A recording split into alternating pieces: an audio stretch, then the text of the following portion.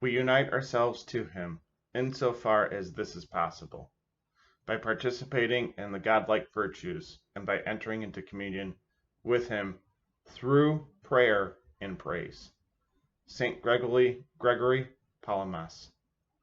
He is one of the most important figures in Orthodox Christianity, if not one of the most important figures in church history and Christian history all throughout the ages.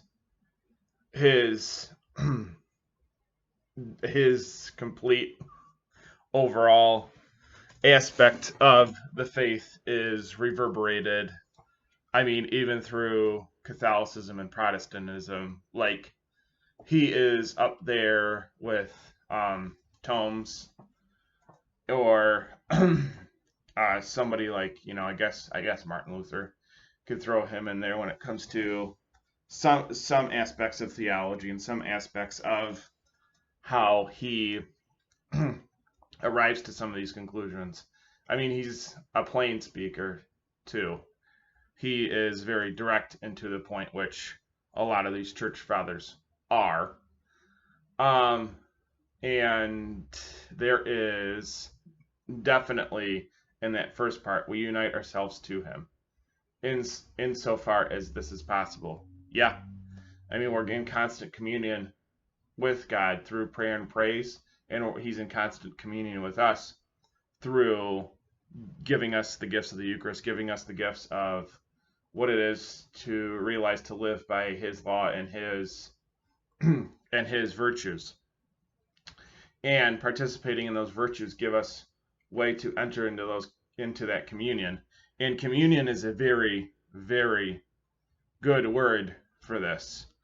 And that makes it so far as we make it possible for ourselves to be in that communion with God, to receive the Eucharist, the holy gifts, and the things that those virtues provide for us with enriching our lives through the faith and through others.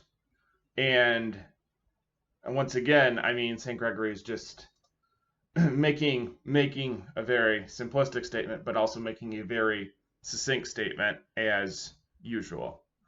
So with that, I know I've reiterated it in the past when it comes to the West and how they don't understand the theology behind it or the theosis is lacking in what we have to do as far as finding the apostolic lineage that we have in the Orthodox Church that was never broken off, that has been broken off since the West dominated that aspect of the faith.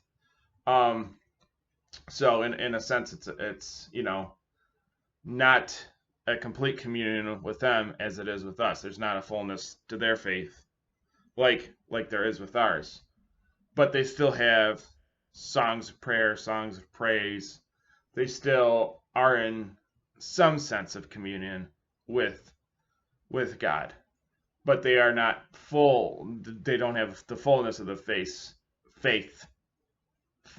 faith as they do with us, and that's why the godlike virtues are to be participated with and are to be in that constant communion and in that constant motion as far as that goes. And with these getting done, I'm going to look over some stuff and I get into more of what he has to say on those topics as well.